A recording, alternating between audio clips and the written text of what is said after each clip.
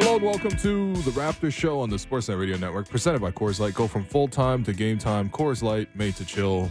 Make sure you find the Raptors Show wherever you listen to podcasts and subscribe. And please rate and review the show. I'm your host, William Lou, joined today by co-host Blake Murphy, who is in Alex Wong's seat. Blake, how you doing, man? You all right? Yeah, I'm all right. We're shaking things up a little bit today. Try to do something else spacing-wise, personnel-wise. Basically, we're doing what the Raptors probably need to do tonight against the Pacers, and it's do something different. Not that for us it hasn't been working, but after that Raptors game, I thought, you know what, first hour today, why don't we bring in Vivek Jacob and talk about something more positive, like India and the Cricket World Cup or Canada soccer. Oh, my God. Wow, you're going to do me like that right off the bat? Yeah. Oh, man. What's okay. up, B? What's up, Well, it's B? good to be here. Yeah. I mean, I will tell you this. The Raptors have been starting out games the way I look at 4 a.m. to wake up for these cricket games. I mean, it's been rough if we want to get right into it. Yeah, we can get right into it. Look, last night they lost 126-107 to the Orlando Magic. They are not mathematically eliminated from the in-season tournament, but they are, in all likelihood, toast. They would have to win the next two in-season tournament games by like 100 points and get some favors elsewhere. It was real bad. Yeah. Take the in-season tournament part of it aside, it was still really bad, I think, because this is a Magic team that, as we teed up, is pretty similar to the Raptors in terms of philosophy and how they've built the roster and place in the standings. Both these teams probably think that they could be a play-in team, maybe even get to that 6th seed and avoid the play-in. And the Magic showed us yesterday that even down 2 starters in Markelle Fultz and Wendell Carter Jr., they are deeper than the Raptors, and maybe they're not further along by the end of the season, but right now they're playing much better basketball than the Raptors. Will, is the poor start top of mind for you as well, like it is for V? Yeah, it's unacceptable how they played last night. I think I said that maybe 8 times on the podcast between sarcastic comments about how poorly they played. But, look, you have it in notes here. They've been down 16-plus in 7 of their last 9 games. Mm-hmm. And when you watched the game last night, okay, the starters came out a little bit flat. There was a lot of transition opportunities for Orlando, and you got to credit to them. They played really hungry. They played great. But where's that response coming from? How much the bottom just fell out when the bench came in? Like, the bench does not. Like, the bench most will keep things going the way they are, but there is no time at all this season when the bench has come in and picked up the starters. In this case, they've dropped the ball once again. And, the rest of the way, there was just nobody really trying to pick up the Raptors and bring them back. And, yeah, Vivek, I don't know, man. How do you explain the slow starts? Yeah, I mean, just to give you some numbers off the top, the last 9 games, the Raptors are 25th in net rating in the first quarter. They're 29th in net rating in the second quarter. So for the first half, they're 29th overall. In the first half, I honestly can't believe there's a team worse than them in the second quarter. Like, they have a The Detroit Pistons are still in the league. They have a minus 14 net rating in the second quarter for the whole season, though. Like, yeah, I guess the Pistons and Wizards exist to make sure that you're 29th and everything. Yeah. And so I think for me, when I look at the starts, there is definitely a lack of intensity. When you look at Jalen Suggs, just like second possession of the game, he gets the ball off a make and then just pushes the ball down the court and gets a layup. Like, how are you giving that up off a make? Yeah. And then that was just the theme of the first quarter, right? Like, just pushing the pace. The Raptors not being able to keep up. You saw sloppy turnovers. I think that's another thing that's really frustrating, where you see these really unforced turnovers and it's simple passes, just side-to-side action, where it's like, how are you giving the ball away on those?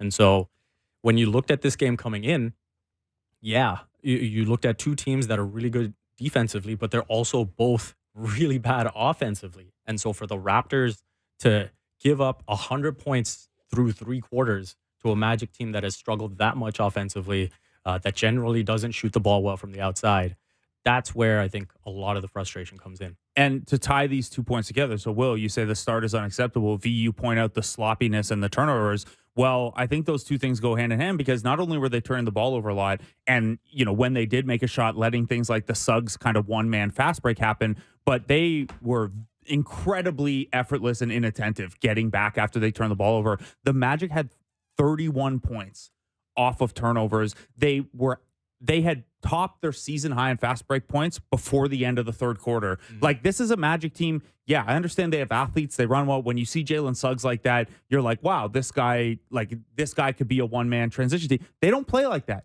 Yeah. They were not a good transition offense coming into this game. The Raptors were blowing them away in average fast break points, even though the Raptors get fewer forced turnovers and defensive rebounds. This is not a team that should be outrunning the Raptors. The Raptors need the transition game both ways to be effective because their half-court stuff just isn't good enough, and they got embarrassed at 31 points off of turnovers. When you beat your season high in fast break points before the third quarter is up, like I don't know, like that is not a what is your scheme in transition defense? What are your principles? Who are you picking up? That is you guys gave up on a lot of these plays, right? Yeah. I think that's the thing that's so funny because, sometimes I feel ridiculous coming to the office, every day to talk about this team for 2 hours.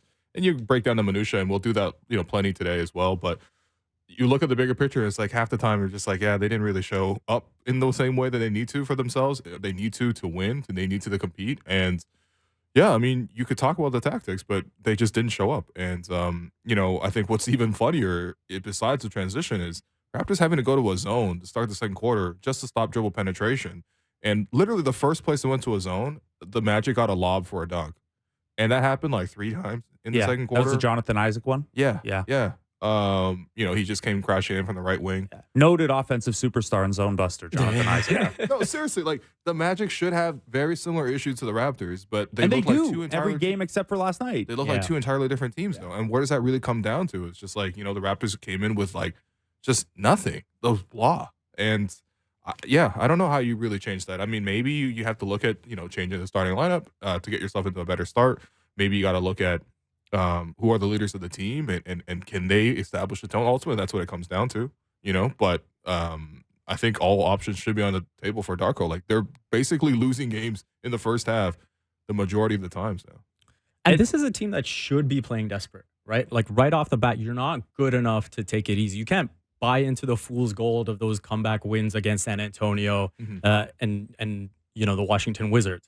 Like that's not going to get you through a whole season. And so I think they're too young at times and they're too immature, and it shows in the way that they start out these games. And so I think someone has to your point, take on that leadership onus and really call out the team and be like, hey, we cannot start games like these. We're not good enough to do that. We're not, a super elite team that can walk in and, maybe take it easy for a couple quarters and then turn it up in the second half.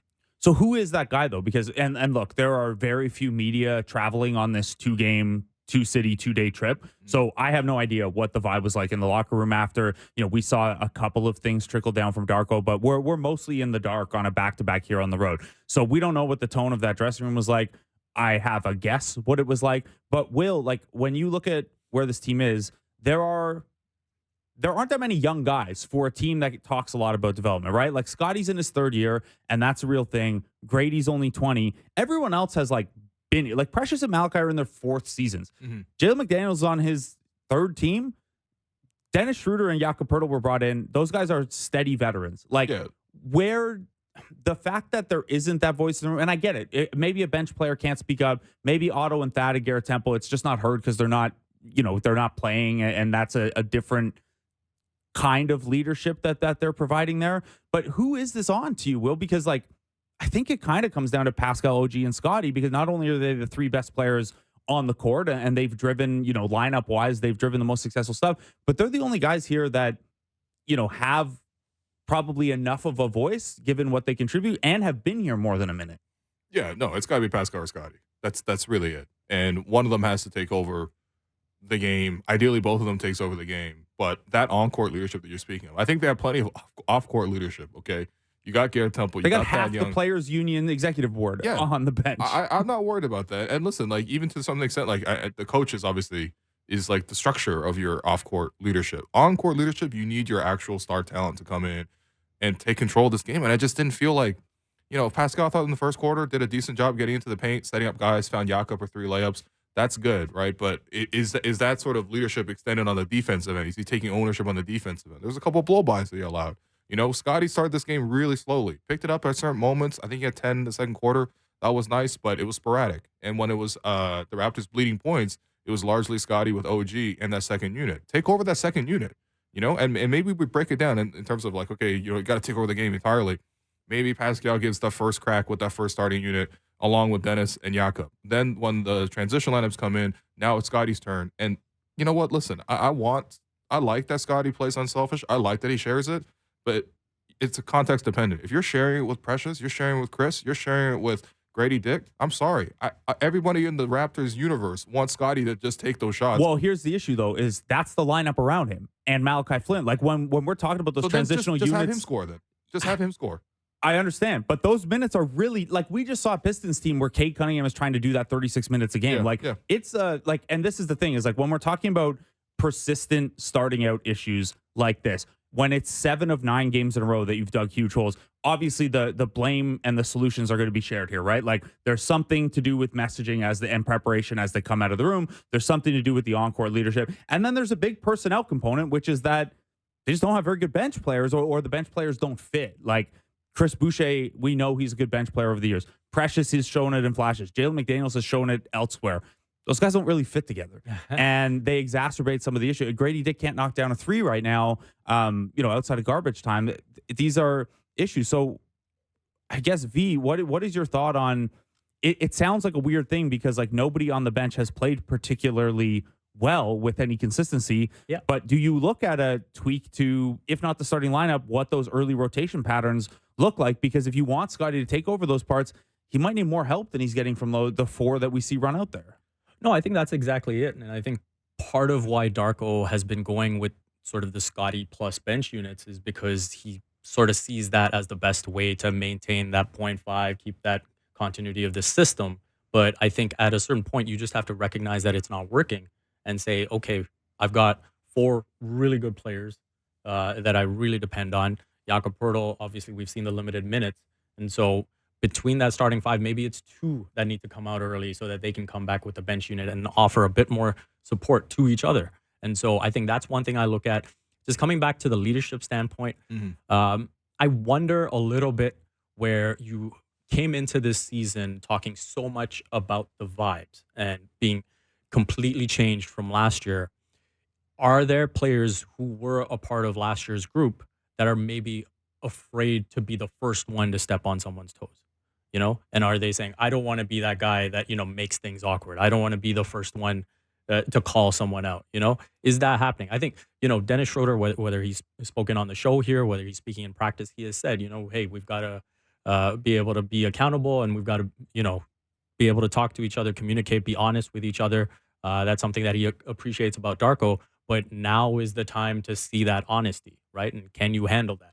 Because the reality is the numbers are there for everyone to see. The performance is there for everyone to see. Something has to change about these first halves. And so whether it's the rotations, again, getting Scotty more help with those second units, or someone just being upfront about what's going on, probably both of those things need to happen. Yeah, and I'd imagine that, being upfront about what's going on is something that's addressed in, walkthroughs and after the game and stuff like that. But again, this is where we're kind of rolling blind right now, not only because they're on the road, but even when they're here, the new tiered access system that's stuck around since the pandemic, the 3 of us aren't in the room anymore, right? So we can't really feel that out to the same degree. So that, look, again, there's shared stuff here. When it's this bad, everyone is going to have a little bit in it.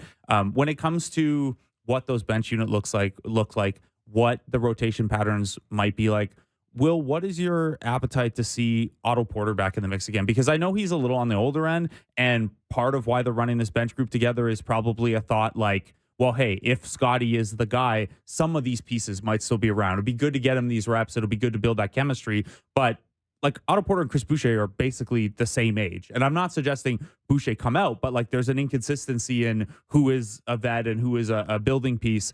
Would you want to see Otto in there more, even if it's at the expense of some minutes for a Precious or a Jalen? Here's what I don't understand.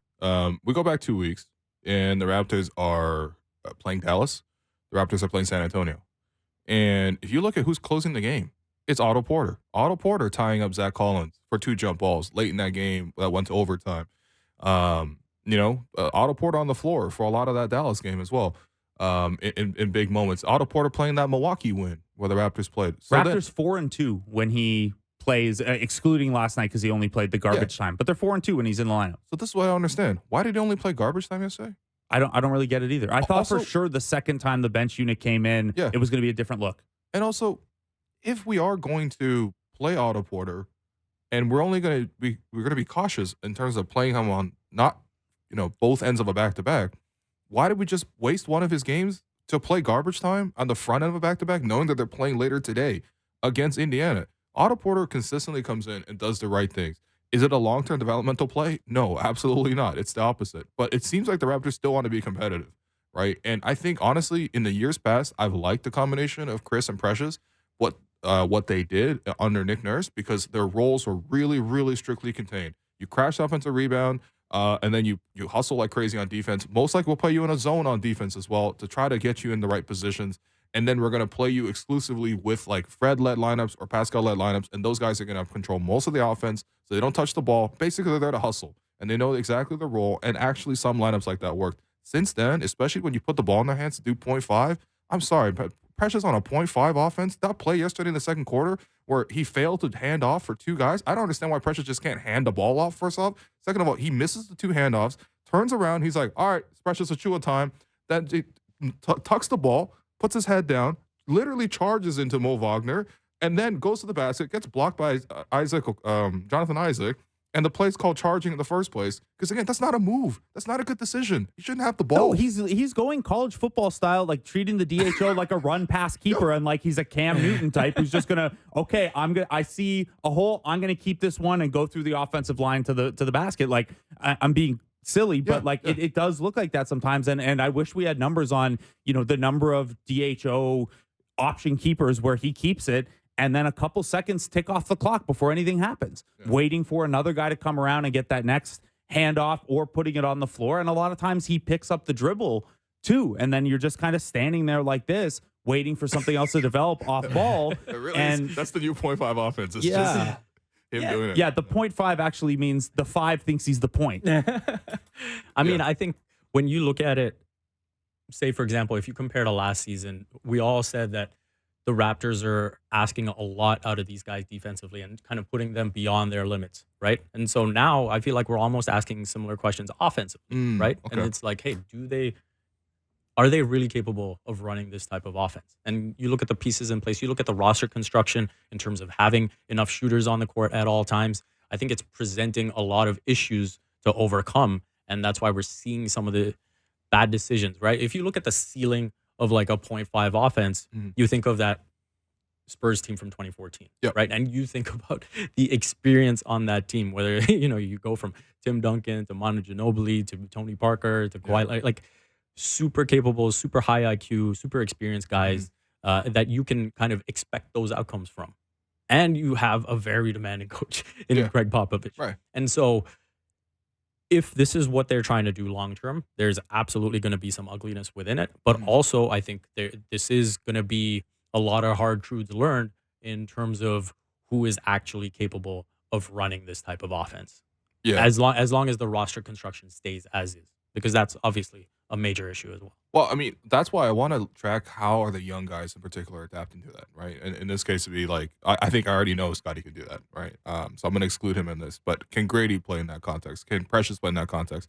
Can Malachi play in that context? I mean, first off, those being your like go-to like prospects that you left on top of your head, it's a little tough. Well, this is what we're going to get into in the second segment here. Fee, when you say that, you kind of alluded to there this friction between developmental and win now, and that's what we're going to talk about in the second segment. Is that you look at a team like the Magic, who's in a similar spot in the standings and the power rankings and things like that, and what the plan is and what the path is, whether they get there or not, looks a lot more clear. So we'll do that in the second half, but we'll continue. Yeah, the fit of these young guys. First of all, are they good enough to be to consider that like is Precious Achua going to reach a level of player where you're factoring him into future plans, and then you get to the fit component? Yeah, what the ideal scenario would be, he gets more and more experience, in this sort of offense, and then it really clicks and he changes his whole game. Right now, he's so far from that. Like Gary, for example. I didn't list Gary as one of the younger guys, but he's like literally younger than Malachi, so he should be in there, young guys too. I think some of these second unit guys, like, they got to take responsibility for what they do as well. Gary checked in the game last night, and I wrote it down here. First play, he takes a mid-range contested pull-up with plenty of time on the clock, really heavily contested, misses it, no chance, right? Second time, he comes down the floor, decides to go all the way to the basket, and he gets stuffed right at the rim by Goga Batadze, who was also the guy who contested his mid-range jumper. Did they not know that Goga Batadze is a shot blocker? That was the other thing that threw me off. Is like, why are you going up against him so many times? Look, I can understand them being caught off no guard respect by for him, man. getting caught off guard by his ability to pick out cutters as a passer. Yeah. I didn't know he had that in his game to that level. But man, the reason he's starting and the whole talking point was, well, yeah, he's a good rim protector, and if we're out Wendell Carter Jr., like that's the most stable piece we can put in there. I don't know where the scouting report was on Goga Batadze. Yeah, it was tough. They didn't respect him, but honestly, he almost got a 5x5 last night. Like he was that good. But yeah, I mean that's the thing. Like that's not 0.5 offense. That's not like he's in the wrong lineups. You using the wrong plays. Like that's just Gary's bad judgment. So and this is the thing. We talked in preseason. Gary had one game where he had a bunch of assists, and he was actually one of the guys who looked most comfortable in the new environment in the preseason. Right. And one of the stats I always come back to is assist rate relative to usage. So how often are you creating for teammates versus how often you're creating for yourself, given the touches that you get. Last year, Gary was at the very bottom of the league. That's exactly where he is again this year. It's actually gotten worse. He's in the first percentile in terms of how much do you create for others versus how much you use the ball for yourself. No, the most assists he gave was to me on fashion. Yeah. and Sorry, like that's like never been a strength for him. But like it's got like no one can have that stat in this offensive environment. Yeah. Weirdly, Gary's like on-off numbers and the like when you look at the lineup combos, he's actually still one of the better drivers of good units here. Mm-hmm. Some of that is because he's the guy who comes in first to play with a lot of starters, but also just like they so desperately need spacing that even if he's not playing well, the presence of Gary helps a little bit. But yeah, the playmaking element has to, like, this is year 4 of us saying this with Gary Trent in Toronto. It's got to improve. I think that's where when I watch him play on the court, I don't see someone who's embracing the change in system.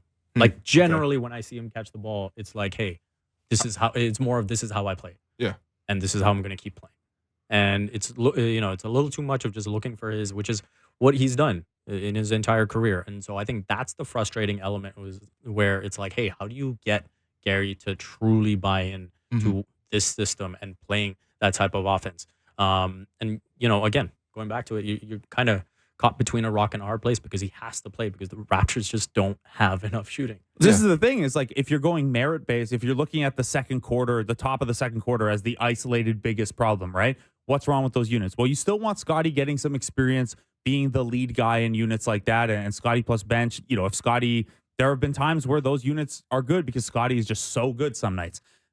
But if you want to go merit based in terms of who should be in and out there, well, there aren't exactly guys like you could say, oh, well, Boucher or Precious should have a night down, but Jalen McDaniels hasn't made the most with his minutes. Oh, Gary should have a night down. Grady Dick hasn't been able to knock down threes. Oh, Malachi should have a night down. The defense has gotten better, but the offense still, isn't where it needs to be. There's no other point guard on the roster. Like this is, other than the Otto thing, this is why we're probably going to end up hyper fixated on Otto's usage over the course of the season or until he's traded because he's the only one you could really like make a passionate case for that guy should get some minutes and try something different. Otherwise, it kind of feels like they're just going to ride this out and try different combinations of the same few guys. Yeah. Yeah. Well, I mean, that's on the front office. And again, this is the bigger problem is definitely what the front office has done in terms of stocking talent.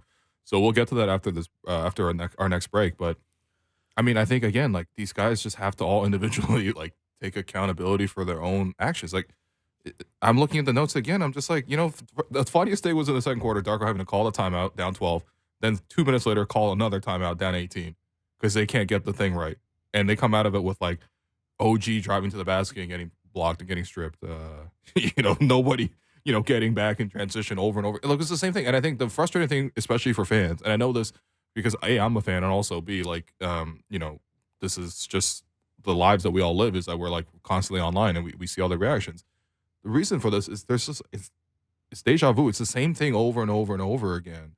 And so a typical loss to an Orlando team that's playing really in form is not necessarily the biggest surprise or even the biggest like detriment in the world. It's not like the Raptors didn't do anything well. They shot the 3 ball actually probably at their best rate all season at 50%. They've knocked down 14. Which is a hilarious thing to do in a game against the Magic. Like the fact that both of these teams shot the 3 ball on their bottom of the league in 3-point shooting and it still didn't matter for the Raptors is like a little too silly. Yeah. But like we're tired of this. That's the thing. People are tired of seeing this and the same problems. And we have the same discussions about the same thing. Like Again, I feel absurd once again. Okay, sitting here. let me ask you guys this then. And this is related to this and their inconsistency, and it kind of gets back to the leadership point, I think. When Boston was here on Friday, we talked with Michael Grange about how, hey, after you guys got embarrassed in Boston and you didn't like what happened at the end of the game with the challenge late, how you were going to come out in that game would tell us a little something. They didn't win that game, but down OG, they played pretty well against maybe the best team in the Eastern Conference, maybe the best team in the league. Absolutely. They didn't win, but they answered it as much as you can for what's probably a 40-win team. If they come out tonight against a Pacers team that is also on the second night of a back-to-back, could be down Andrew Nembhard and Aaron Nesmith. Both of those guys are questionable for tonight. And they play that poorly on defense. V, this is a two-part question. One, what would that tell you about this group? And two, could the Pacers score 200 points? Well, I wouldn't rule out the 200 after they just dropped 150 plus on the Hawks. But no, I think you have to expect a bounce back. I don't think you can have the type of performance that you just had against Orlando and then come out flat, just as flat against the Pacers. And again, in terms of just different challenges coming out the gate, there was every reason to come out with intensity for last night because, again, you pretty much had your in-season tournament hopes on the line. You had to come out and you had to win that game. And look, these are all guys who could use the 500K. They're either young guys who haven't made their money yet or guys who are not making a lot of money. And I think everyone would like 500K. Like there's some stuff on the line there. Yeah, and being those young guys, they'd love to go to Vegas too. Will we just sit here and we're owed? Like it's the product is for us. Yeah, yeah. And Where's now the second week of December, you guys get to spend the time in Toronto instead of Vegas. Congrats. Exactly. No, and so yeah. Sorry, go ahead. So I think one of the things that's maybe playing out here is, the lack of intentionality, the lack of purpose on the offensive end, and we see how that kind of rubs off on the defensive end. And the other thing I look at is individually, OG Anunoby is attempting fewer shots this season than last season.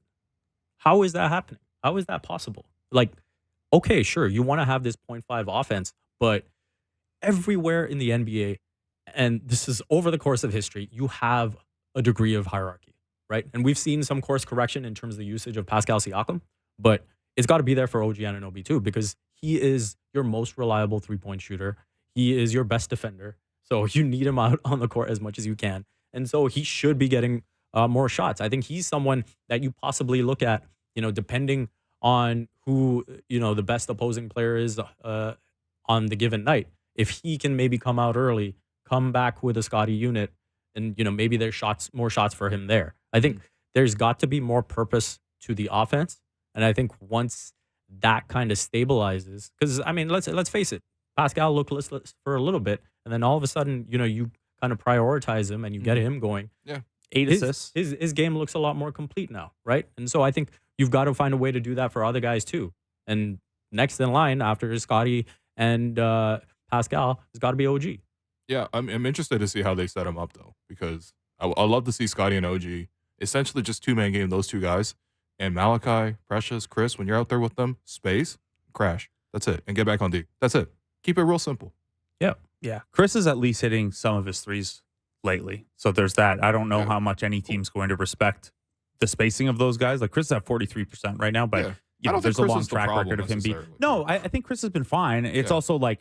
Also, lumping him with Precious at this point, not fair. I'm sorry to Chris.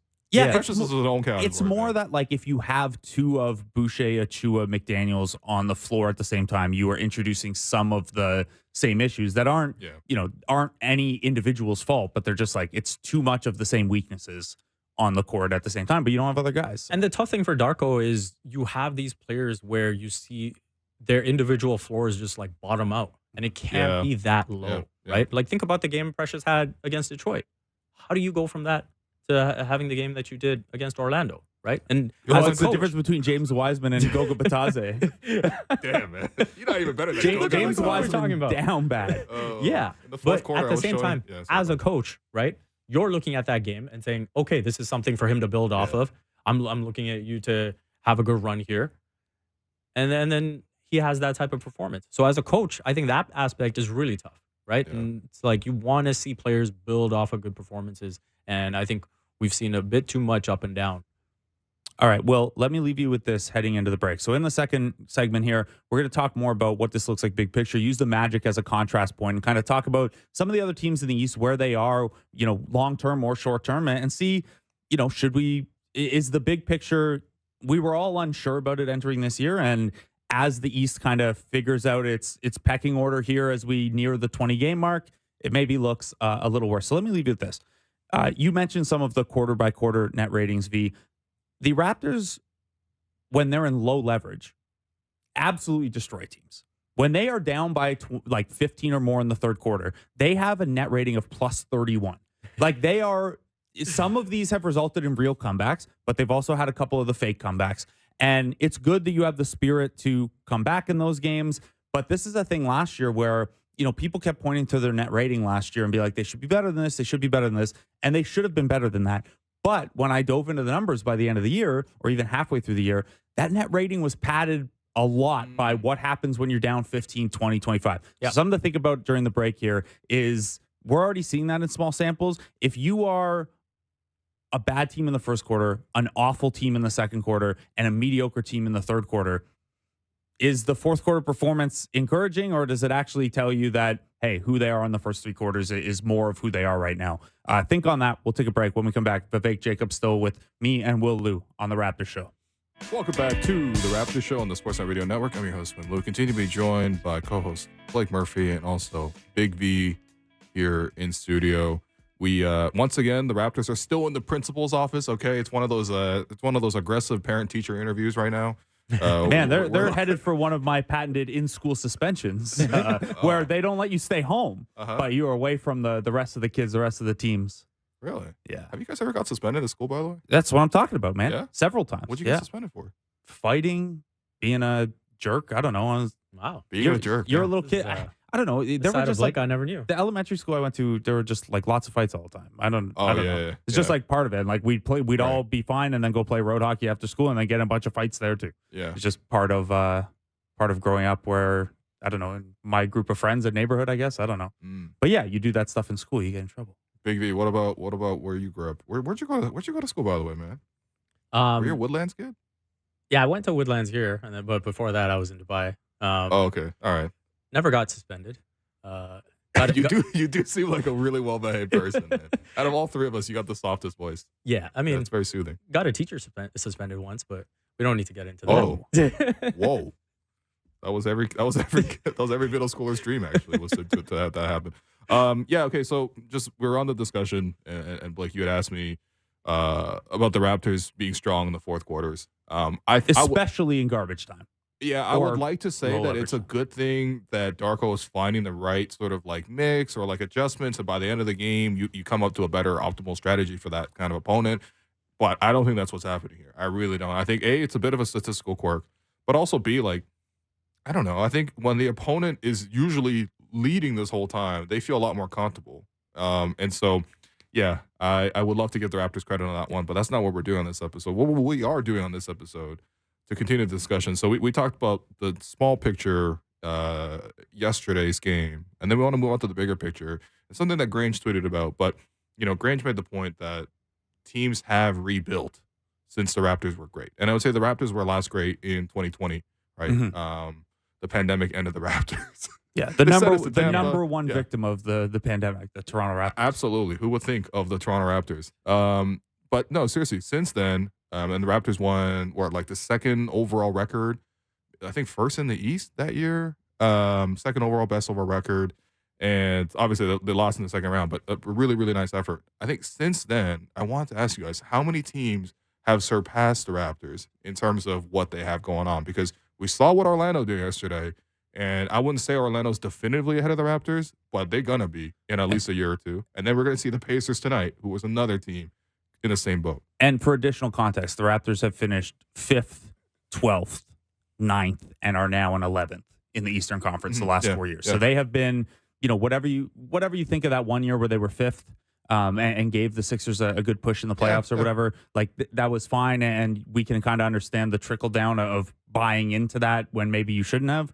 But otherwise, 3 times in 4 years, you are in the play-in or worse. It's a tough way to go. So V, what do you think, man? Obviously the Magic put it on the Raptors yesterday. They have 5 lottery picks from the last 3 years, Yeah. all of whom look to have a role. Well, I guess maybe not Jet Howard yet, but Yeah, I mean, even beyond the Magic, we mentioned the Pacers. You can look at OKC as a team that is back on track. You look at what the Sacramento Kings have done in getting their franchise right. So that's another team that you can look at. So I think if I were to bring it back to the Raptors, I look at the Pacers, the Thunder, and to an extent the Kings as what you can kind of mirror, in the sense that the Pacers had a situation with Domantas Sabonis where they had a very good player, an all-star, and they kind of needed to hit the reset. And it's like, hey, let's survey the landscape. Let's see what type of young talent we can get. And they moved him to Sacramento and got Tyrese Halliburton. And now, obviously, we see Tyrese Halliburton looking like a modern-day Steve Nash, and just really sparking that offense, best offense in the league. And on the Kings side, they said they needed someone more established, and they got Domantas Sabonis, and that has worked out really well for them alongside De'Aaron Fox. And they could have gone either way. They could have made the same decision as the Kings, which was, no, we got to look ahead to De'Aaron Fox. But Indiana was like, no, let's look ahead a couple years. Sacramento was like, no, let's do this now. Exactly. And then I look at OKC, right? When they had to pivot off of Russell Westbrook and Paul George, I specifically looking at Paul George, like to be able to get a player like Shai Gilgeous-Alexander, so spiritually, if the Raptors were to look at, taking a definitive pivot, then you're looking at Pascal Siakam and you're saying, okay, if there is a deal to be made where you get your Shai Gilgeous-Alexander, where you get your Tyrese Halliburton, where even if you go back to when the Pacers first traded Paul George and got at the time a very good young player in Victor Oladipo, that is spiritually the type of deal that you want to get done, right? And then everything kind of makes sense, right? So even when we look at and criticize Scotty Barnes playing with an all-bench unit, when the expectations are that you're not going to win, that you're not being super competitive, then you kind of can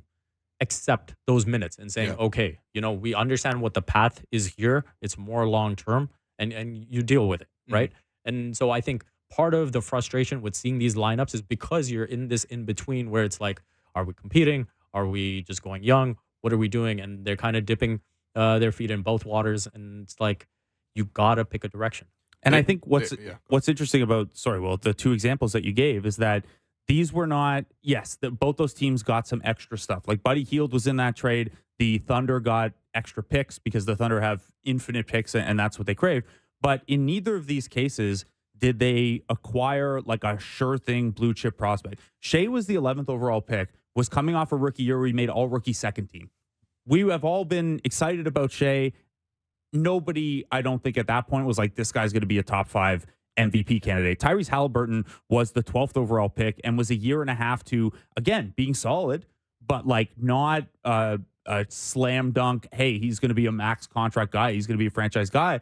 There's an element of this that was, yes, opportunistic with selling a piece at the right time and getting some long-term stuff, but also identifying the right guy who hasn't quite got there yet, but has that sort of upside. Exactly. So who is that guy out there right now then? Because I like the analogy that you made with the Pacers, right? And part of the Pacers moving on from Sabonis is they had positional overlap.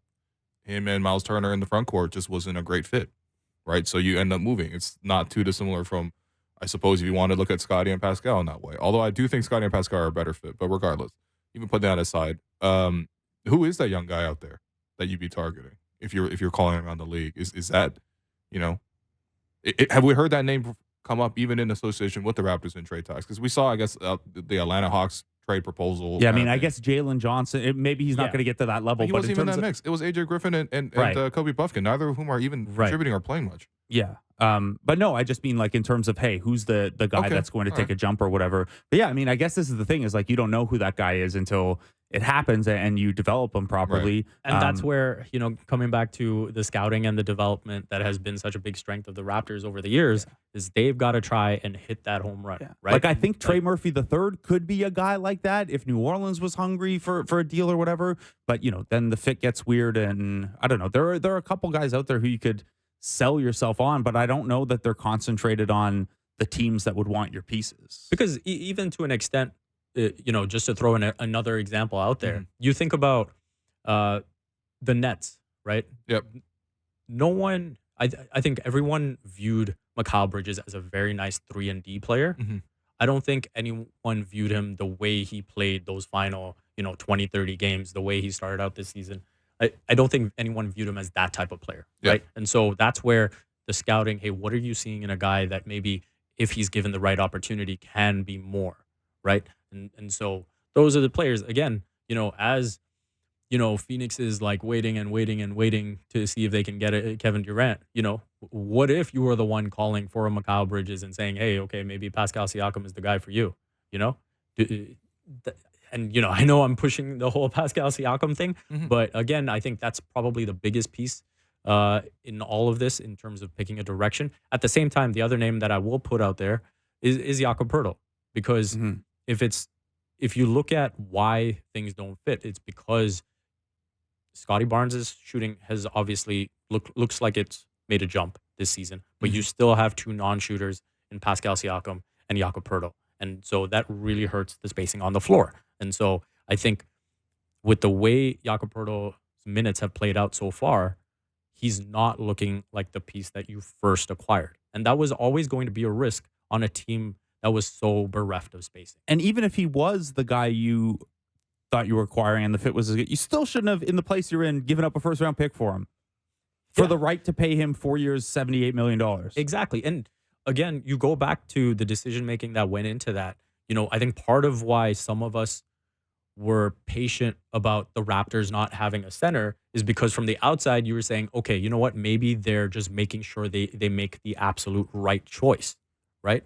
And so when you saw a roster with Pascal and Scotty, automatically your mind goes to it has to be some type of spacing big, right? Not someone who is going to clog up the paint, not someone who can't even take an elbow jumper, let alone a three-point jumper, right? And I think those problems are also being exposed now. Yeah. The other thing with it is like, and again, they knew Yak as a person and again, thought that maybe they wanted a look at if that was something that would take them over. The other thing is like, I had thought all along that the part of the idea with building without a center or not overpaying for center was the belief, which is like pretty true around the league, that you can find capable centers like pretty regularly. Like there are obviously the scars still from the Aaron Baines, Alex Len year, but like Alex Len is still playing rotation minutes in the NBA. Like there are he's 50 Cent's favorite player. Goga Batadze was available for nothing for the Orlando Magic. Yeah, sure. Like literally got waived mid-season last year and was just available. Like you can find these guys, or you should be able to find these guys. So giving a first and then a 4-year, $78 million deal that, and Will, I'll kick this to you, is I guess if we go down the scenario where they look at this and they say, look, teams are passing us, teams have rebuilt quicker than us, we're not good enough to justify a win now, but we like Scotty and spare parts is not intriguing enough to like it's too long a teardown if you tear it all the way down. So you're going to trade Pascal for stuff that helps now, maybe Gary, whatever. Do you think you could get more for Jakob Poeltl than like, hey, his contract's like a neutral asset. We'll take it on and give you an expiring, but like we're not willing to help you more. Do you think you could get equity back with Jakob, or is it just kind of a reset button on that deal? I think the key question is, can you get back what you gave up, which is a first I don't think so. in 2 seconds. Right. Okay. I feel like I think you probably could talk a team into it, a spare team into it. Like like let's say you go to OKC and you're like, look, you have Chet. It's a great season for you, but you guys definitely need a situational big. You have $1 million first-round picks. You can't give me just one. Like, you can at least have a conversation. Like, we're not going to pretend like Jakob is like not a good player. He is. No, he is. He's just not the right necessarily the fit here. But I think to me the bigger question is just like, when we eventually pivot to this point where it's like, okay, we're kind of done with this group. We've seen what this group has done. We've even changed coaches to see maybe the new system, new coach, different voices, different vibes. Does that change sort of the production? And if it doesn't fundamentally change, which right now it does not look like it's fundamentally changed, we changed point guards as well, also a big thing, then you kind of do have to pivot in the other direction. And I think, what's concerning to me is like, okay, let's say you put aside some of the early season results and just say there's a certain class of team that's definitively ahead of the Raptors. Obviously, Boston is definitively ahead. Milwaukee, with their talent, is definitively ahead. Philadelphia is definitively ahead. I'd say Miami is definitively ahead of us as well. You got to give them the respect, right? But there is like a middle kind of class tier where it's like, okay, some of them are on the way up, some of them are already kind of ascending. And I just want to ask you, would you rather take Toronto's future over these teams? Okay. Okay. Orlando, would you take Toronto's future over Orlando's future? No, not right now. I would say because they have the better depth. Yeah, I would say no. Even if you think that Scotty Barnes has the highest upside of any of these pieces, and I think that's probably where I'd lean at this point versus Paolo and Franz. They have tons of cap flexibility. They have, like you said, 12 if they get healthy rotation caliber guys, and they're not out a first round pick and a whole bunch of seconds. Yeah. Who's our second best prospect? Grady, I guess, just because he's recently a lotto pick. Who's Orlando's second best prospect? Franz or Paolo? Yeah, no, conversation's over. Next one, Indiana Pacers future or Toronto's future?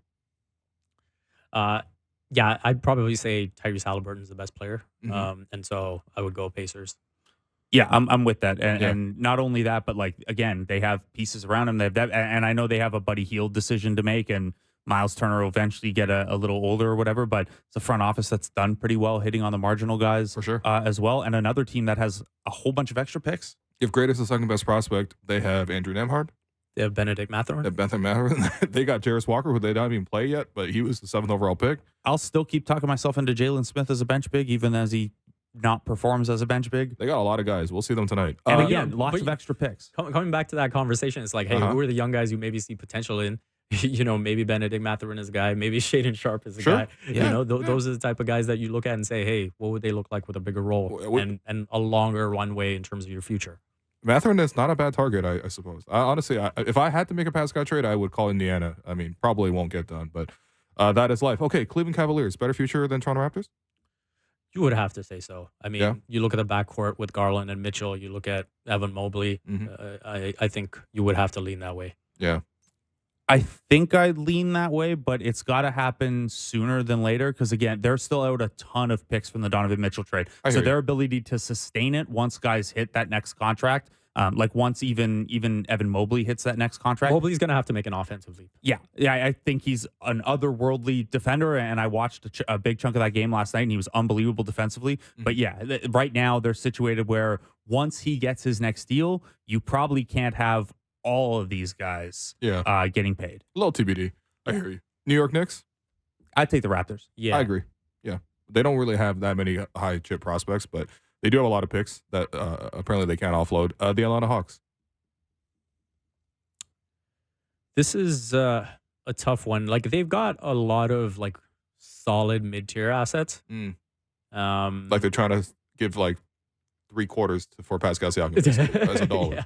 Yeah. And so I'd probably lean Raptors here. Okay. And to kind of bring it back a little bit, the other side of the equation that the Raptors have to evaluate is just flat out keeping Scotty happy, right? Okay. And so in terms of having competitive players on the roster, talented players on the roster, you have to evaluate the deals from that perspective where, say, for example, if you look at a Dallas, right, and the way they kind of dug themselves a hole with, Jalen Brunson leaving and kind of, hey, who's going to come in? And then they kind of just swing for the fences with the Kyrie trade, which is looking okay right now. Yeah. But I do think there is that danger where you set your sights so far on the future, then, 3 years from now, maybe you get yourself into a situation where Scotty's looking at it and saying, hey, what am I doing here? Yeah. Yeah, listen, it's difficult. I didn't even ask you about over Brooklyn. Brooklyn is kind of push for me as well. Chicago, I think the Raptors are ahead of them, but a pivot. Although there could be a first mover advantage if Chicago pulls the trigger first on, hey, DeMar's out, Zach's out. They have Patrick Williams isn't anywhere near the prospect Scotty is, but there might be a first mover advantage to blowing up first. Yeah. Right. And low-key, Charlotte's prospects, much better than Toronto's prospects. But anyway, we are going to take another break, say goodbye to Vivek Jacob. Thank you for coming in. And you've been listening to The Raptors Show on the Sportsnet Radio Network. Welcome back to The Raptors Show on the Sportsnet Radio Network. I'm your host, Wayne Luke. Continue to be joined by co-host Blake Murphy. And this NBA Insider is presented by Coors Light. Go from full-time to game time. Coors Light, made to chill. Joining us once again is Marc Stein. Hey, Marc, appreciate you saw the newsletter, and to our great surprise, we saw our interview with Adam Silver prominently featured in your Substack newsletter, which everyone should be subscribing to. But yeah, thank you, man. Turns out you interview the commissioner. Everyone takes notice, huh? This is what happens. To my great surprise, what a get for you guys. And why I don't even know why you're talking to me if you can pull the commish. No, come on. There's actually a couple questions that we tried to get out of the commissioner that we couldn't fully get. So I'd love to hear your side on things, especially on subjects like expansion, because so Adam was very much like, look, we're not focused on expansion right now, and that is the official party line, literally from the head of the party itself. But I mean, I think we all know that it's going to expand to 32 teams once the NBA figures out their new TV contract situation. They take care of all of that. Like, it's got to be 32, and it's going to be Seattle, and it's going to be Vegas, correct? I think that's the working assumption. I wrote, I think it was almost a year ago that I wrote that, the talk was already starting then, and this was before the league had a new collective bargaining agreement, that the two things that had to happen was they had to get the new CBA in place and they had to get the new media rights deal in place. So they still have to do the media rights deal, and the media rights deal at this point, it runs through next season. So you would assume that that's going to happen at some point here in the relatively near future. When that's done, then yes, then I think expansion becomes a much bigger discussion. And Vegas and Seattle are the first two teams that are first two cities that everyone cites. But, are those 100% set in stone? I don't know that they're 100% set in stone. I mean, obviously there's tons of momentum for Seattle. And when you talk to people around the league, so many people want to see Seattle back. And I mean, it's crazy in Vegas that now they're going to have every sport but the NBA, and the NBA would be last. I don't think anybody thought that would be the case. But, so, yeah, I mean, those are the strong favorites.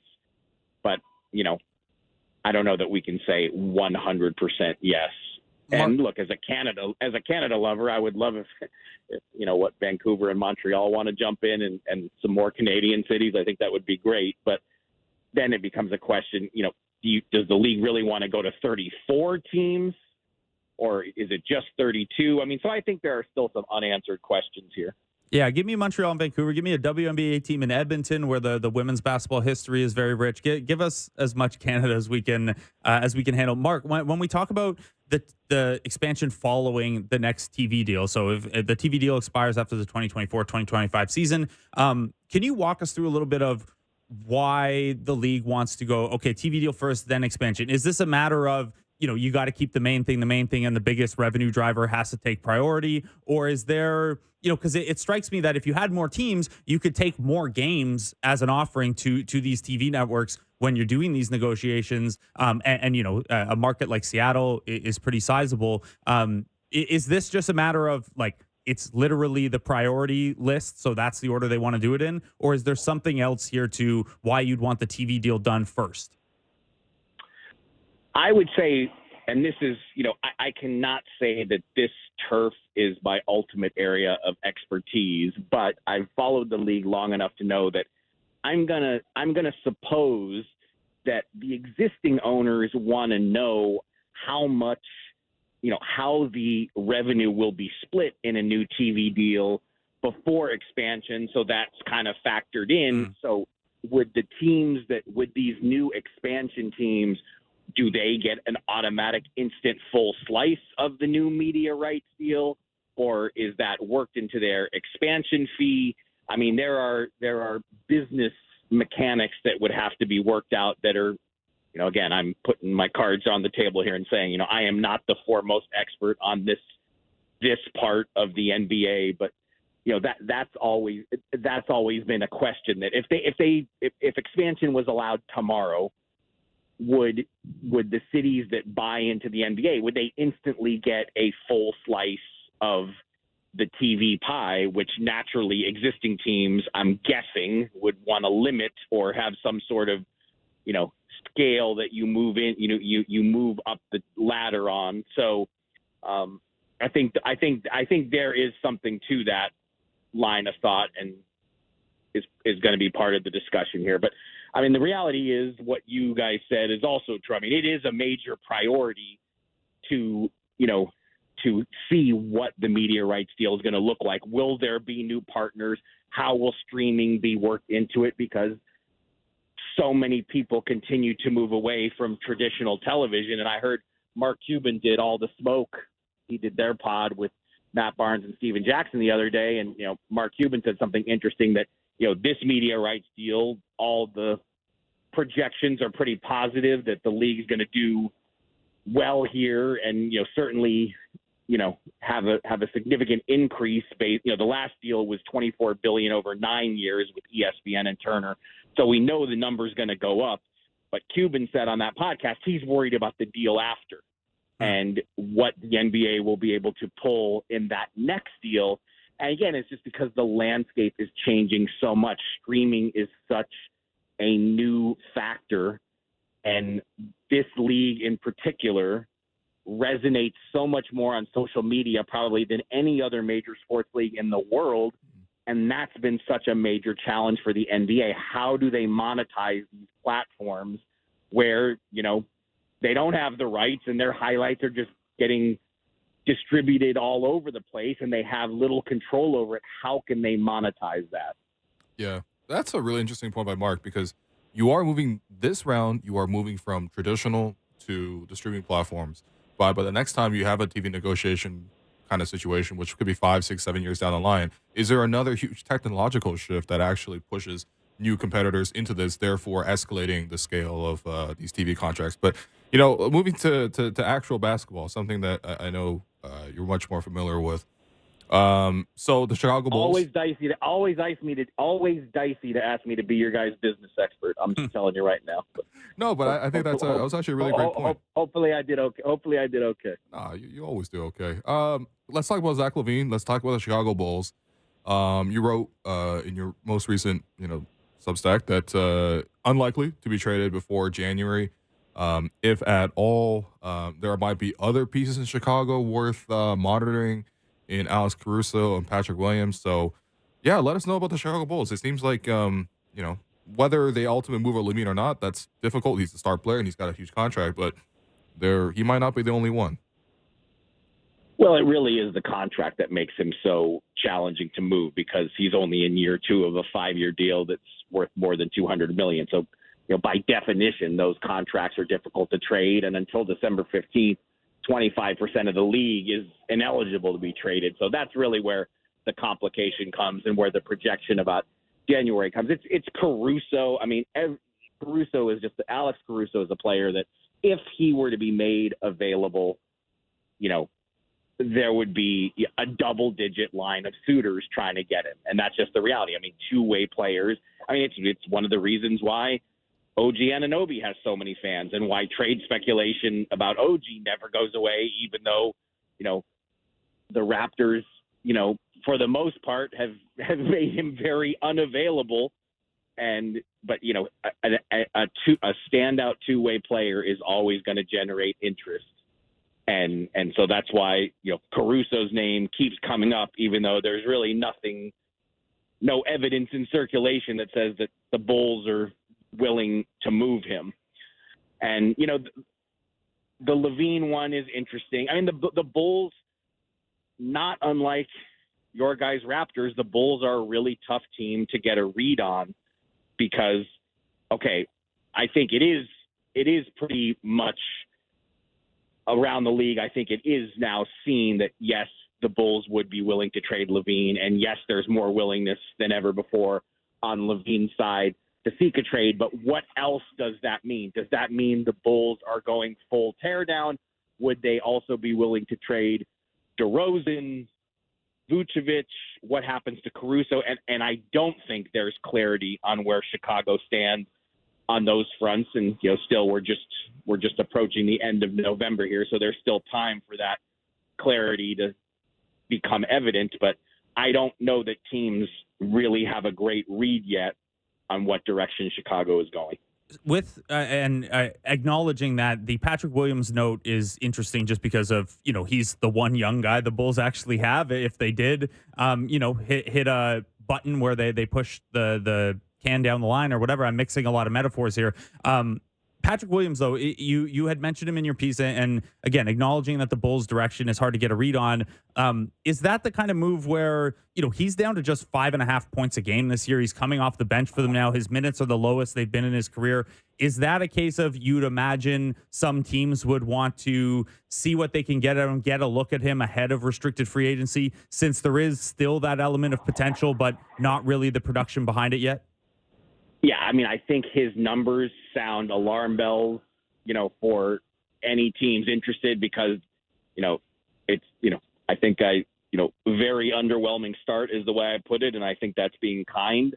I mean, he was a former number 4 pick who was hoping for a huge contract extension with the Bulls, and obviously that didn't materialize, but he's still so early in his career and young enough that he's going to generate curiosity from rival teams. I mean, certainly were someone else, if Chicago, again, and is Chicago ready to part ways with him?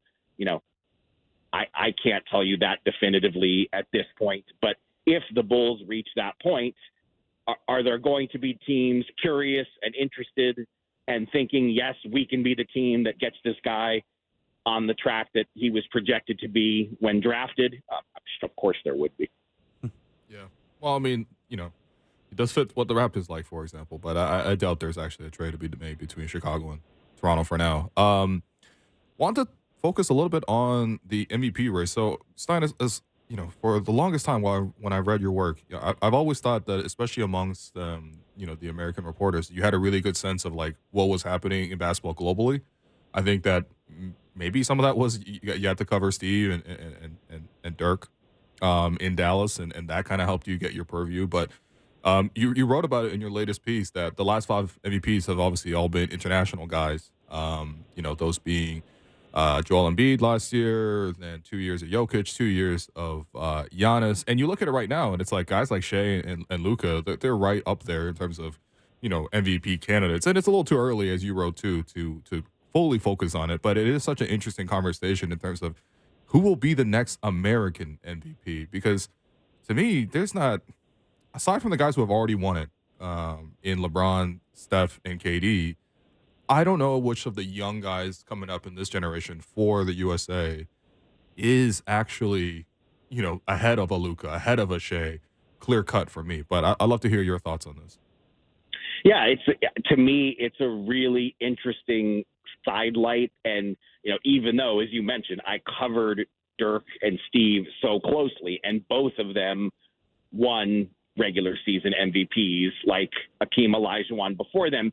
But even then, there was no one ever had to say the words, so-and-so is the best American player. Like, it just wasn't a thing. But because we've had this incredible run, 5 straight years, Giannis 2 years in a row, Jokic 2 years in a row, and now Embiid and Luka, I think everyone projects him as a future MVP. And SGA, I mean, he was all NBA first team last season. So by definition, he's in the mix. I mean, so that's 5 international players who, on one hand, they don't really leave a lot of room for competition. Yeah. But then, I mean, Jason Tate, Boston's off to an amazing start, and Tatum, statistically better than he's ever been. The drop off from where, what the Celtics look like when he's on the court and when he's off the court. I mean, there's a huge drop off. I mean, statistically, I don't think Tatum could be doing any more than he is. So, I mean, he would probably be at the front of the line. And then, you have Halliburton, what he's doing, the level that he's gone to. If the Pacers continue to win at the level they have and can get themselves, if the Pacers are a top 4, 5, 6 seed, I think Halliburton has at least forced himself into the conversation the way Tyrese Maxey started the season. Can Maxey keep his numbers and his production at that level? That's certainly a question, but Maxey's been sensational. And then, you look at the 30-somethings. I'm in LA. I was there last night. LeBron scored his 39,000th career point LeBron turns 39 in December. Steph Curry turns 36 in March. Durant just turned 35, and all three of them are playing still at an MVP level. And then it really just becomes, how good are their teams? And, I do think the team success component will be a factor when we get to serious MVP discussion time. But yeah, I mean, I do think it doesn't get talked about a lot, but it is one of the interesting. You could do a whole show about where you think the MVP race is going to go. Yeah. Well, there's great candidates too, which I think is great because there's certain years where it's like pretty clear cut and there's no competition. Hey, Stein, we got to get you out, but last question, and this is mostly because I'm so curious because Steve Nash was one of my first entries into basketball. I loved watching Steve. Do you got a great Steve Nash story to leave us off on? Maybe a Steve and Dirk story to leave us off on? I mean, there's probably several that I'm probably not at liberty to reveal yet. Wow. Let's keep it. So let's keep it. I mean, well, it just depends there's a zillion stories. It depends. Yeah. It really depends what you want. But let's keep it to this topic. I mean, I remember vividly that even, there was so much debate surrounding Steve when he won both his MVPs and especially the second one. And, Steve himself, when he won it the first time, he said in a lot of ways, this was a best teammate award, most impactful teammate. I mean, he won it because he lifted the ceiling of that Phoenix team from 29 wins to 62 or whatever they won. I can't remember. I think it was the 62-20 season, but you'll have to look it up and confirm it for me. And so, I mean, and that's the thing with MVP. Everybody defines it differently. I don't vote anymore. 2016-17 was my last official vote, but for me, the way I always did it, it was best season, and not because I started covering the league the year Jordan was in baseball. So my first few years in the NBA was Jordan coming back for the second three-peat. You could have given Jordan the MVP on opening night if we're going to make this best player. You could have done it for a decade. If we do that, what's the point of even having an MVP award? I mean, that's not what it's for to me. To me, it has always been who had the best season when you combine statistical prowess with all these nebulous factors that every different voter holds. And, to me, and especially the first year, Nash was a clear-cut MVP with how he transformed the Suns. But, he was as hotly debated an MVP twice as you could be. Yeah. Well, listen, I mean, first off, you were absolutely dead on the money. 29 wins to 62 wins. I'm sorry. You make a 33-win change on your team, you are. It's a double thunder. A double thunder from last year. Yeah. Wow. It doesn't to me. So people would say, well, Nash can't guard anybody. Okay, fine. But, again, you said it, 29 to 62 wins. Not everybody can do that. Mm-hmm. Sometimes you're so good offensively that you live with what happens at the other end. But, again, that's my scorecard. And a lot of other people don't see it that way. And the NBA loves it. Yeah. They would because until the in-season tournament came along, this is what we talked about in November because that's all there was. Right. They want us getting heated about MVP because it's something that brings spice to the regular season, and that's what they're always worried about. How do we make the regular season more interesting? And that's why the league loves MVP debates. Yeah. Well, Mark, we appreciate you. Appreciate your wisdom. We'll get an off-court story from you. All right? I'll have a better story. Don't worry. Next week we'll ask you again. I have a zillion, but I gotta spread these out. We're only in November. These guys are all retired. I think these stars can come out now. But appreciate you, Mark. I'll call you next week. All right, guys. Be good. All right. That NBA Insider was presented by Coors Light. Go from full time to game time. Coors Light, made to chill. Yeah. So to give you context there for how big a leap that was. Like I said, it's a double thunder basically. The Oklahoma City Thunder last year, and we talked about this in our preseason over-unders about is it feasible for a team that just made a 16-win jump to take another one? That team did it twice at once. 33-win jump. It's more than double what the Thunder did last year, where everyone was like, "Oh my God, is this real? Shea's an MVP candidate. He's all first team All NBA." Even the Pacers, the Pacers are on pace to win 50 games. that would be a 15-win jump. It feels huge. Less than half of what we're talking that year. Yeah. And also, it's like, you had to be there, man. Like, I get it. Like, you look at the stats now, you're like, okay, the guy averaged like 15 points and like 11 assists or something like that. And you're like, all right. And then he wasn't like good on defense. But like, you had to be there. Like, I'm telling you, maybe this is just us growing up in Canada. My favorite thing to do as a kid, well, not my favorite thing. My favorite thing to watch on TV as a kid was I would turn on court surfing. I would turn on court cuts. And it would just be so many exciting passes and plays from Steve Nash with that Suns team to put them up like 20. They blew teams out. I think they, talking about the first mover advantage, like they innovated basketball first in that way, and that's why they get so much credit, even though they didn't win a championship.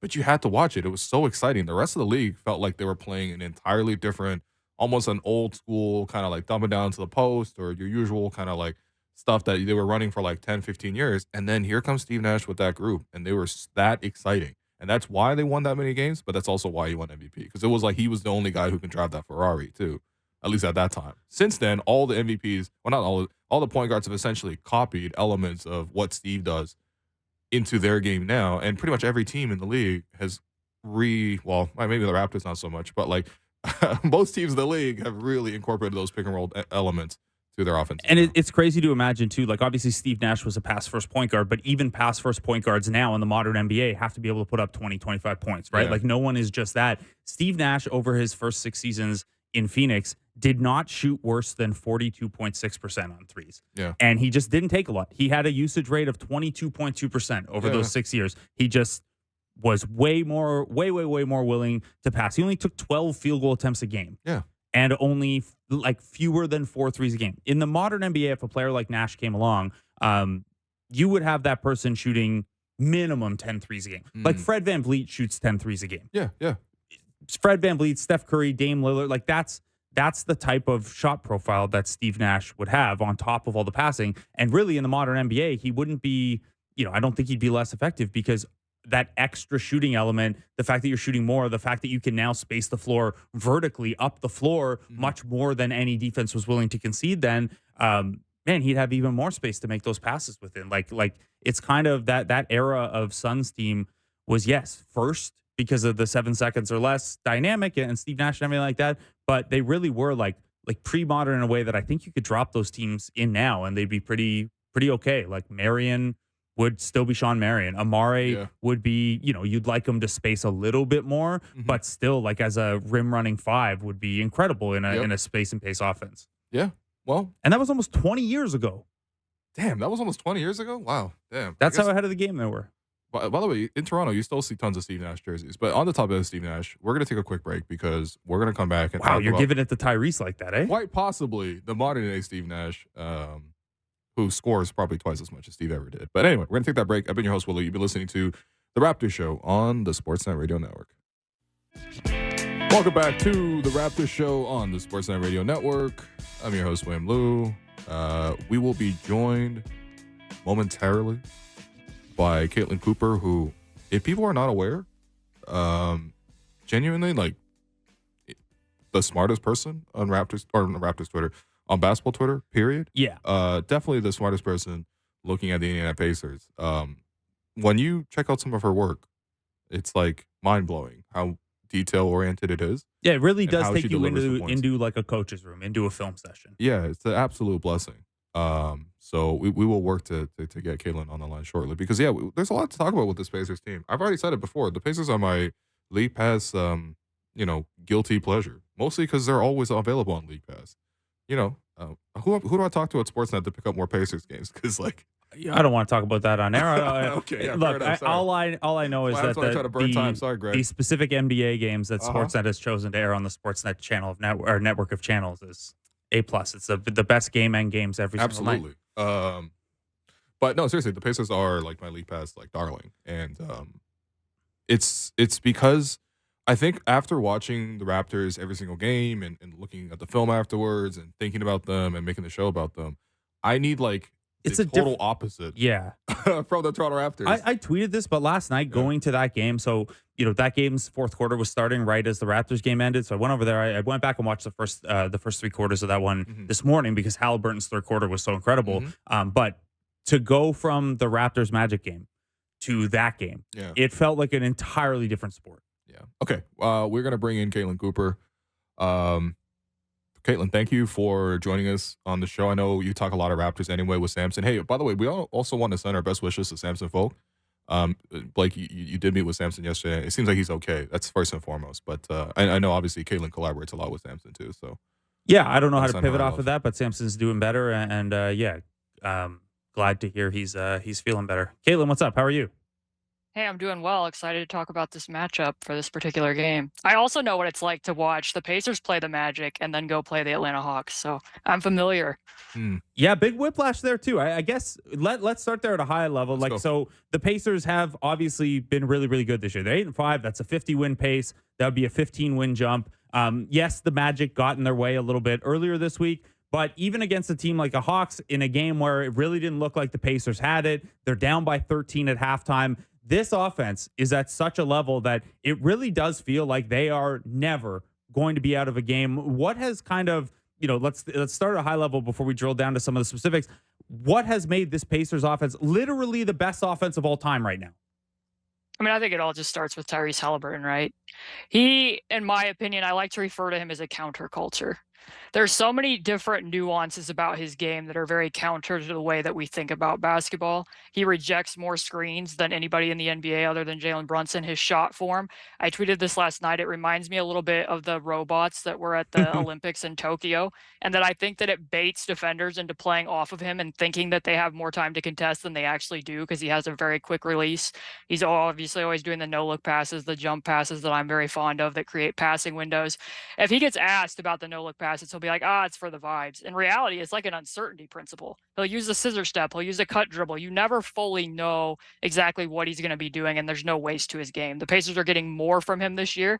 He's being more deliberate, like in that third quarter last night, that, hey, this is my time. I'm going to score 26 points, and by the time we get to the fourth quarter, I'm not going to score anymore, but I'm going to be getting three-quarter court trapped, and now everything's going to be easier for my teammates. He plays a very inclusive way. He trusts his teammates, so I think he keys a lot of it, and they obviously just play at a very fast pace. It's hard to go from watching the Pacers to watching another team because they're not just playing fast in terms of how many possessions they're getting. They play very fast into their half-court actions as well. Yeah, it's gonna be very funny watching the Raptors play the Pacers. I struggle to think that they'll be playing the same sport tonight, but they will be. No, of course. Okay, so offensively, the Pacers are amazing. They're scoring 128 points per game, which, wow.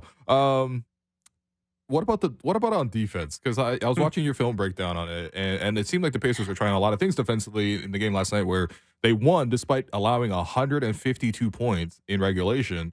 They tried a lot of things on defense, but where are the Pacers at with defense? Because obviously they can definitely outscore anybody, but they got to play even if they got the average on defense, I would be so all in on this team. Oh, my tagline for them is they do not need to be good on defense. They do not even need to be mediocre on defense. They merely need to be bad. And right now it's mostly at a level of terrible. They mixed in a lot of trapping in the second half. They ended up not playing Miles Turner the entire fourth quarter. They put Isaiah Jackson out there for his ground coverage and that they could do a little bit more switching in certain spots, which did disrupt the rhythm enough for Atlanta so that the Pacers could still outscore them in a game where both teams scored over 150. But they've switched up the scheme a lot. So I messaged Blake this ahead of time and said that last year's Raptors offense, with how much mismatching they did under Nick Nurse, would actually be very effective against this particular Pacer defense because they guard the pick and roll 2 versus 2. They very much want to limit threes, and that means they're not sending help very often. So if where Pascal were to get a mismatch in the post, it's very rare for the Pacers to double. They've guarded 82 post-ups, I think, this season, and only 4 have seen a hard double. Giannis Antetokounmpo had 42 points before they started hard trapping him and the play where Benedict Mathurin was able to knock it away from him. So I'm going to be very curious to see if the Pacers are willing to adjust that. Sometimes they will. Like last night, they'll go into the trapping if they have to at the three-quarter court mark, but that's not their preference. And that's created a lot of problems. They give up a ton of points in the paint. They give up a lot of rim frequency, even though they are limiting the threes. But, if you're the Raptors, I think you're pretty okay if the opponent limits threes and you're getting, wide open lanes in the paint, especially if Scotty's running the pick and roll with his big body against what the Pacers' point of attack defenders have been as well. Yeah, I guess but my question that would flow from that is if the Pacers are unwilling to give up threes and they're facing a team that is on paper and statistically one of the very worst three-point shooting teams in basketball, would you expect them to be a little more open to those, at least the threes at the top of the floor, in order to prevent a Siakam or a Barnes from getting going tonight? Well, I have a point of reference from Sunday against the Magic. So when Paolo Banchero was getting mismatches, when Franz Wagner was getting drives up in those areas above the wing, they would bring some stunts. So they might have feigned help a little bit, but they never brought an actual double team to be spraying the ball out to the perimeter against the Magic. They really struggled with the Magic's length defensively, in addition to how their offense got bogged down for really the first time this season. Yeah, that's a good point. How did the Magic stop this offense? Because I feel like that's maybe the one of the only games this season where they haven't been able to just like overrun teams. Right. So they had their worst offensive rating of the season in the first half of that game, and they also gave up 78 points to the Orlando Magic. So I think that some of it was they had 4 days off and they were guarding themselves to a bit. They made some very slapsticky mistakes in that particular game. But they also, I would say, they were allowing themselves to be guarded by the idea of the Magic's length a little bit more than the reality. So there were times where the Magic weren't using hard or flyby closeouts, and the Pacers weren't taking open threes, and then they were having some kamikaze drives. Also, Jalen Suggs really probably guarded Tyrese Haliburton better than anybody has this season. They were picking him up full court, face guarding him, making somebody else bring the ball up the floor. And something the Pacers really like to do in those situations is they will then use Tyrese as like a stack screener or to set a wedge screen for somebody to slide to the post. And Jalen was being really physical with him and preventing him from even setting those screens. Then once he leaked out, they deny him the ball back. So he's getting it back very late in the shot clock, if he was at all. And his teammates weren't really, if the first action got covered, they weren't really getting to the next one. They did a lot better job of that against Atlanta's trapping, but also Atlanta's trapping was nowhere near on the level of what they were seeing against the Magic's defense on Sunday. So that's really kind of the formula for limiting him. If you want to pick him up immediately because he's going to press off of makes and misses. He's going to bring the ball up really quickly, limit his decision making, force Bruce Brown, force Andrew Nembhard, force somebody else to run the offense, then deny him the boomerang pass back. After they bring a screen, weak him to his left so that you can impact his floater. But even then, sometimes he's really stopping and popping and going to his left. So he has quite a few counters for a lot of the coverages that they've seen so far this season. It's fascinating to look at his game log and be like, yeah, okay, against the Magic, he had 12 points, 3 assists. There must be one other game where he didn't play well and we can learn more from it. And there hasn't been. There's like, he once scored 16 points, but had 13 assists, and they won by like 20. That's about the next worst game he's had. And of course, he only played 25 minutes in the Magic game because that game was pretty out of hand. From what you've seen so far this year, Caitlin, so the Raptors do not have a Jalen Suggs type. Dennis Schroeder's been better than maybe we expected defensively. Malachi Flynn has been okay off the bench, probably not good enough to get any of the Tyrese assignment. It's going to be almost certainly OG Anunoby who sees a chunk of this against him because they have used him against any team's best offensive player, regardless of position. How has Tyrese handled guys who are, maybe not going to pick him up as much full court and get in the jersey, but who are physically stronger than him and can meet him at his spots to kind of deny space or deny ball with physicality? He hasn't seen a lot of those types of matchups. I'm very curious to see that because last year the Raptors did not really guard him with OG. Typically, Nick Nurse was putting OG on Buddy Hield so that they could take away some of those ghost screening actions that the Pacers love to get to with Buddy, and he was really blanketing him. So I haven't really seen that matchup to date to see how he's going to handle some of the physicality. There were a couple times in mismatches with some of Orlando's bigger defenders where it bothered him a little bit. So I'm curious to see how that's going to go. And also, I kind of wonder, like, really the only other option that I can think of and kind of roll around in my head from having seen the Raptors play the Bucks when Giannis was out against Dame and all the different types of coverages they have, because Scottie is getting some more of the point of attack minutes. If the Raptors wanted to get really weird and be like, let's put OG on Miles as almost a pre-switch, and when Miles goes and screens for Tyrese, then you're automatically getting OG on the ball, because the Pacers are the most efficient team off of picks in the entire NBA. If you can take them out of the pick and roll, that does a lot, but they also use pretty much everybody as a screener. They're fourth in guard screens. So that also might have the effect of just limiting OG away from the action, because they might just be like, hey, Miles, we're just going to space you to the corner. I think it pretty much has to be OG with what lineup they have out there. Yeah. That's something I think if Nick was still coaching against this matchup, you might see some of that, because that's how the Raptors used to always play the Sixers. What they would put like OG on James Harden, they put Scottie on Embiid, and at least try to neutralize and switch that pick and roll. But yeah, to your point, it's not going to be easy. Like I do wonder, like if you're Jakob Poeltl today, like what are you doing to prepare for this game? Because it's a good thing you got your double in last night. I don't know if he's going to be like what place he's going to take up in this game. That's my concern. No, don't I know mean about your Turner take. can space him out, and Isaiah Jackson, like Caleb mentioned, is rangy too, right? And even rangier defensively, maybe. So, yeah, I don't know that it's a big Pirtle game, and boy, do the Raptors need Precious to have a good game. Probably about the only thing they could do with Pirtle is depending upon what the Pacers do with the starting lineup, because they made a starting lineup change last night. They didn't necessarily say they're committed to that. That was more matchup specific, although I do think that that is their best lineup. But if they went back to the original lineup and Obi Toppin was out there, you again could maybe cross match it and leave Pirtle there. So it's some of that, not what was happening against Boston where he was getting hunted in space, or maybe it's a Precious Achua game where you're having to do a lot more switching.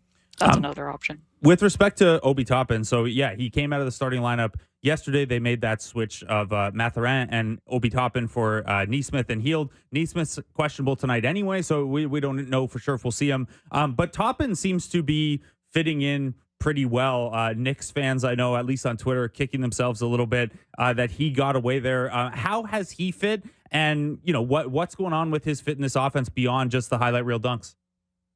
So last night was the kind of the first time he's really featured prominently in the closing lineup, and that's because both teams had played all of the centers off of the floor, and he was the other front court partner out there with Neesmith, and that I felt was going to be a really good matchup for OG because Atlanta blitzes more picks than anybody, and their stances on the back line of that are kind of bizarre, where they mirror their chest to the ball and they cannot see cutters behind them. They do not see flare screens, and Obi's very active.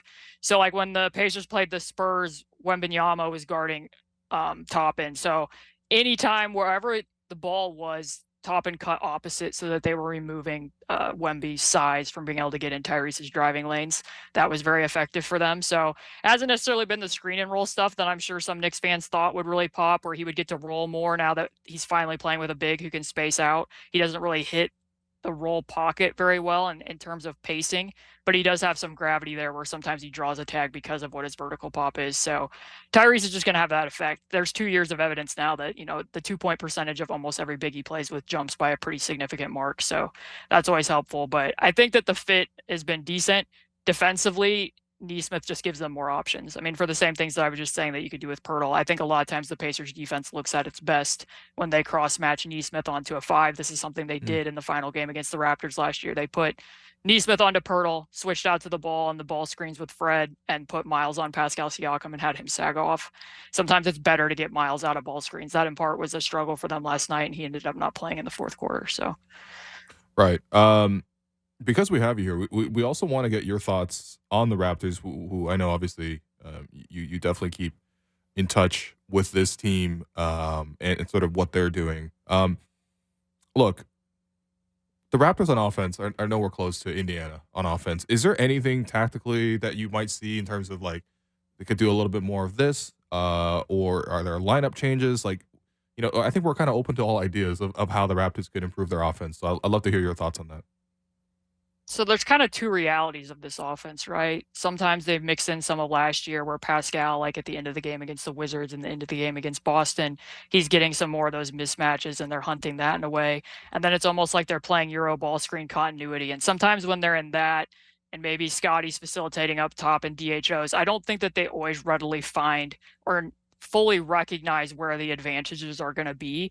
So it's not just, I know some Raptors fans get very frustrated and think that, you know, oh, Pascal's not, they're not playing with intentionality. They're not setting the picks hard enough. They're not running through the actions hard enough. And I feel that, although perhaps I'm somewhat tainted by watching the Pacers go through actions at warp speed. And I just assume everybody's going to do that. Yeah. But like where exactly the advantages are, I don't think that they always find, but obviously they have a ton to overcome in terms of spacing in order to really make this work. I think that it would have been, it's a very hard sell to convince me that they were going to be able to get into the top 25, 20 range with what the current construction of the roster is. I was expecting and hoping a little bit more for some of their transitional lineups. Like when you play Scotty with the bench, there's just not enough shooting. Like I think those groups are shooting like 23% from 3 when they're out there with him. And maybe some of that's because Grady's underperformed. They're having to play like Boucher and Precious and Jalen McDaniels all at the same time. Like a lot of those groups just aren't making it work. But when he's out there with OG, and a couple others, that makes it a little bit better. If you have Gary Trent, you can do more of the handoff stuff with Scotty. I think Scotty's made terrific strides. Like if I'm a Raptors fan, I'm at least hanging my hat on that. Like Oh yeah. the fact I would have never predicted that he's shooting 40% on catch and shoot threes, over 50 on pull up twos, and like defenses are actually reacting to this. He's seeing more overs. I did podcasts with Samson over the summer, and I was like, I don't know how viable the pick and roll is with Scotty and Pirtle, and he's made some real strides there. I don't know how often you could do that in a game, and I kind of understand why Darko does give a little bit more of the ball to Dennis, although like I don't know that I necessarily need a Dennis Precious Achua horn set at the end of the Boston game when the way Pascal was playing and when Scotty's on the bench, but you know, that's for a topic for another day. Yeah, you did enjoy the 15-foot runner floater contested for the game. That's not what anyone had drawn up. No, we don't like it today. Tomorrow when Dennis is on the show, though, it was the best play in the playbook. You know, it's funny because Dennis actually had a good game that day, but that was not it.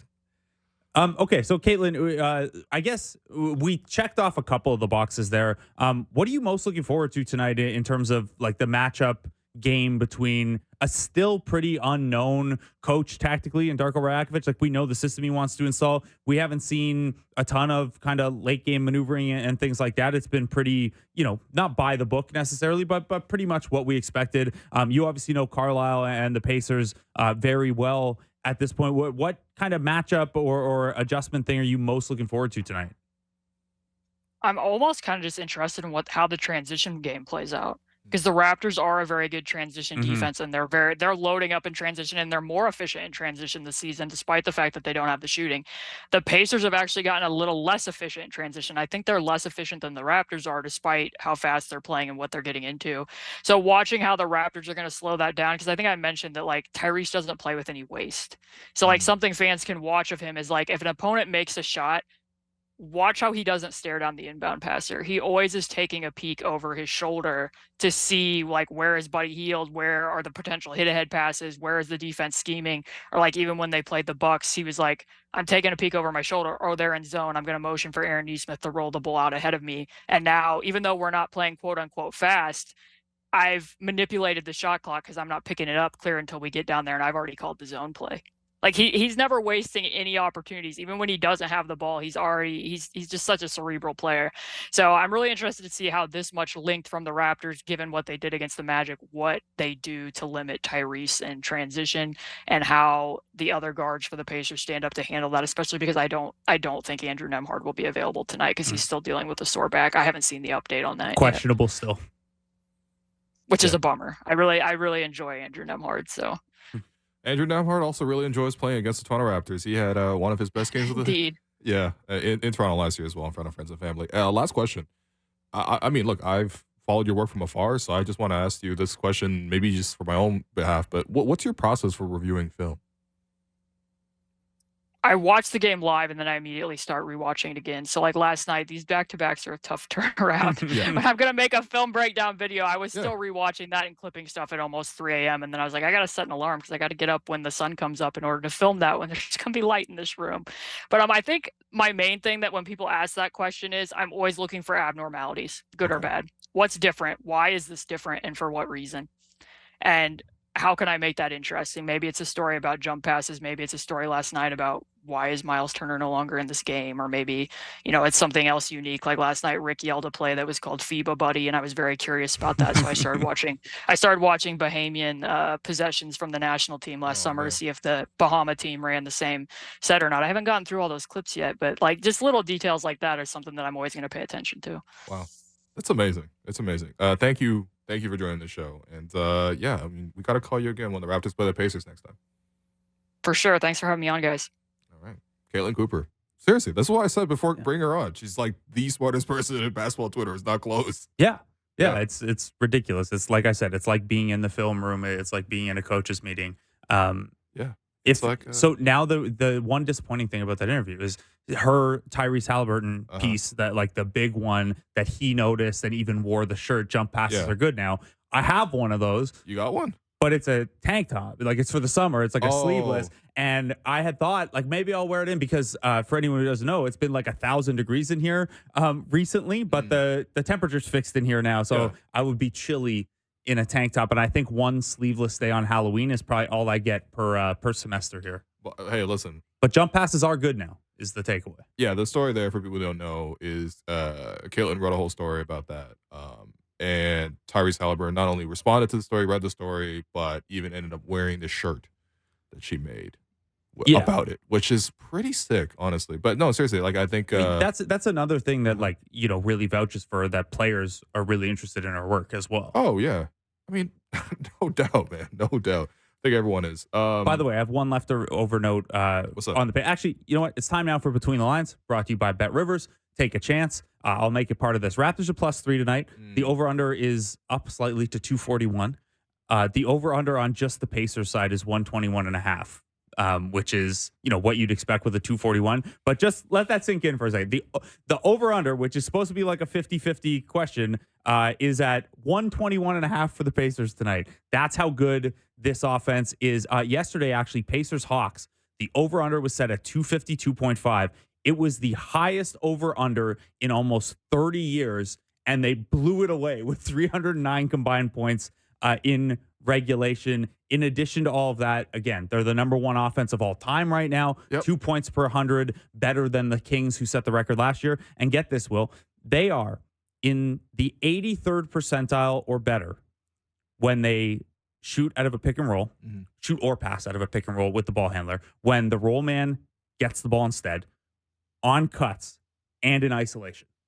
83rd percentage or better. There aren't very many plays left and play types left if you're looking for weaknesses beyond that. How you feeling about this way? It's hard not to feel weird after last night, right? I'm telling you, these are my two teams that I watch the most in the league, in the Toronto Raptors and the Indiana Pacers.